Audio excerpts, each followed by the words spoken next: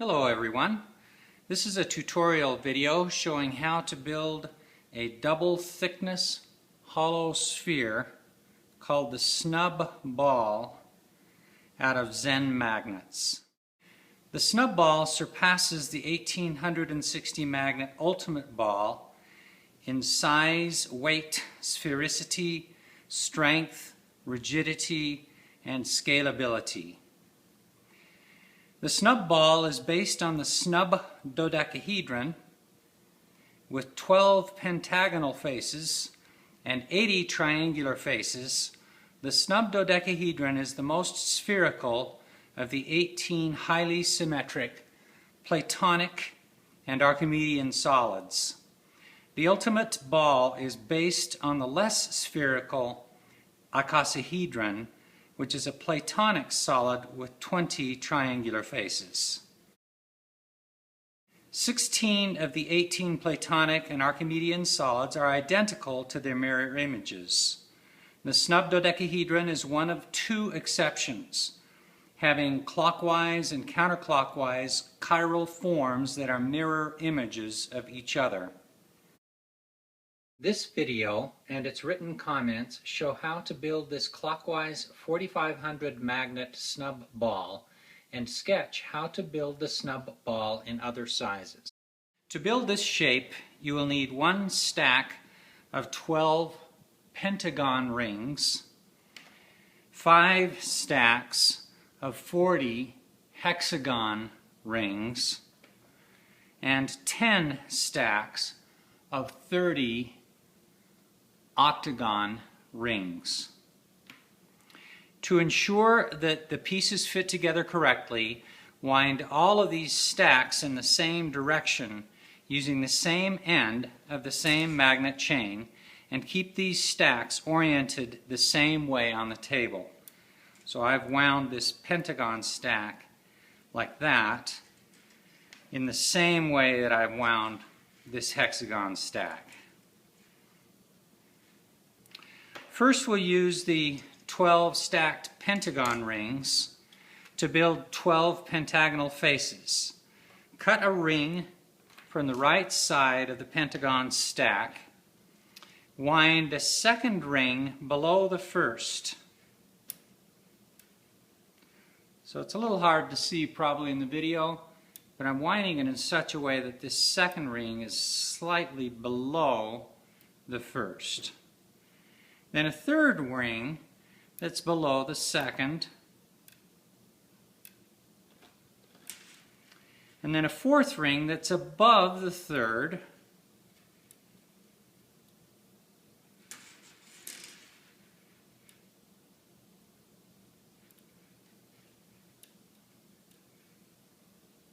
Like that.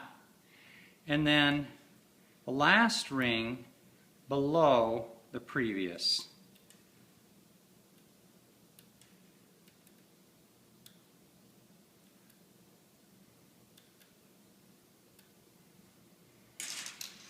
So the final result looks like this. And here are the 12 pentagonal faces. Next, we're going to cut 16 single hexagon rings from the right side of the hexagon stack.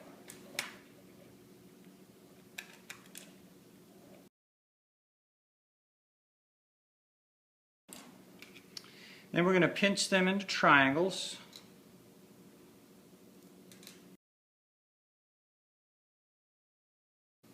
Then we're going to cut 12 double hexagon rings from the left side of this same stack to form the vertex pieces.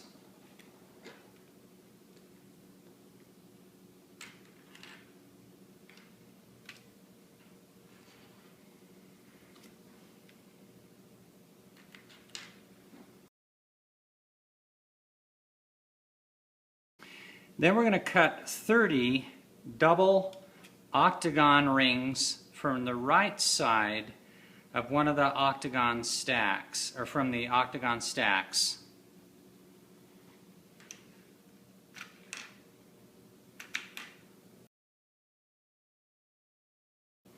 We're going to then pinch these double octagon rings together so that the top layer has a single magnet at each end, like this. So you want to pinch them together not like this, where you have a double magnet on each end, but instead pinch it so that there is a single magnet on each end.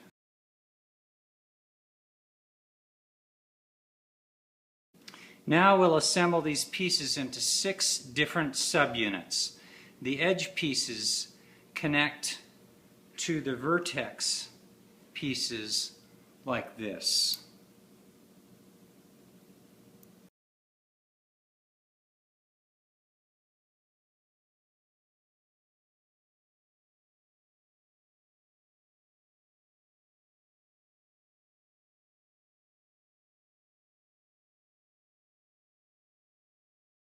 I'm going to fill in all the triangles with these triangular faces.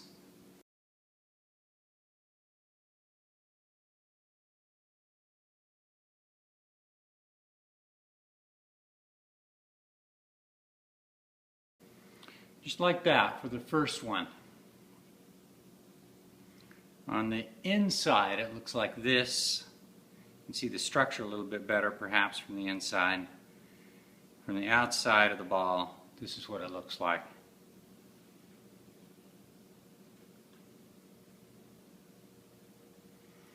That's piece number 1. We have 6 of these pieces to make.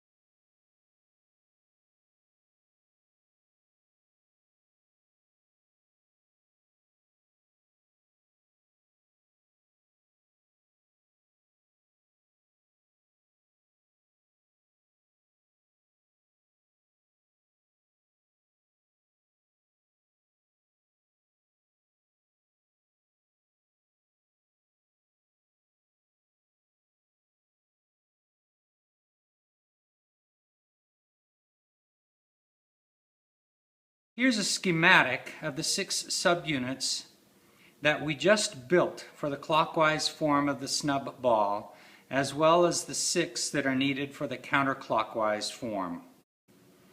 Then repeat this procedure 4 more times until you have 5 of each type of subunit.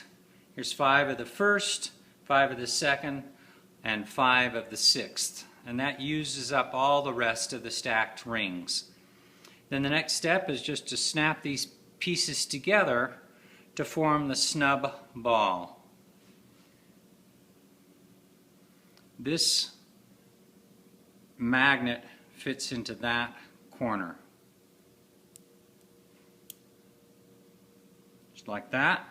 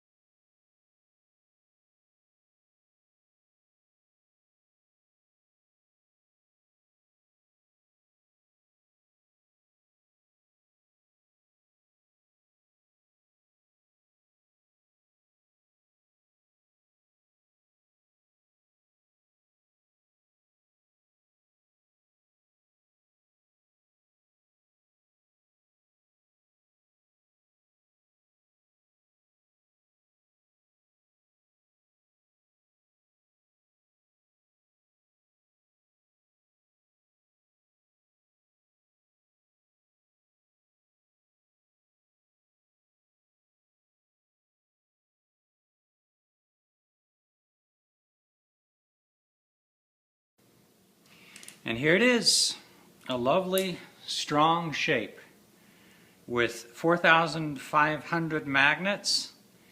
It's about 6 inches in diameter, or 15 centimeters. Weighs about 2.2 kilograms, which is almost 5 pounds. These are the pieces that were used. Vertex pieces of double hexagon rings, edge pieces made of double octagon rings that are pinched together like this, pentagon faces with 75 magnets, and edge length 6, and triangle faces with 6 magnets and edge length 3. To make a snub ball in the next smaller size, you'll follow the same procedures as before, but substituting these pieces. The vertex pieces are still made of double hexagon rings, the same as before. The edge pieces now are made of double hexagon rings, which are pinched together like this. They don't stay together until they're part of the structure. Pentagon faces with 50 magnets and an edge length of 5.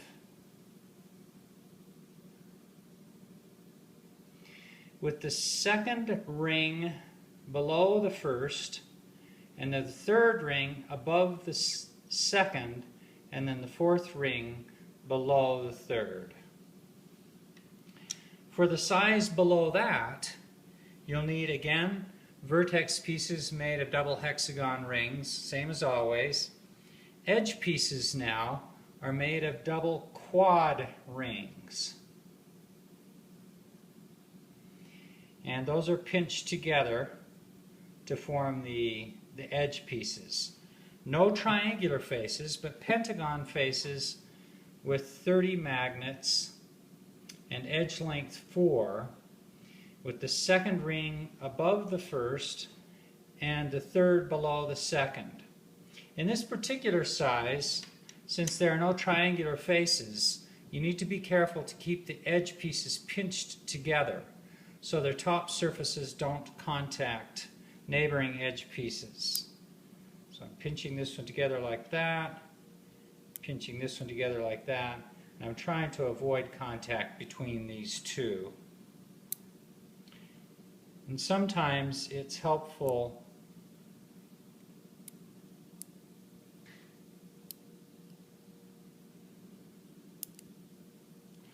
to kind of push up on the middle.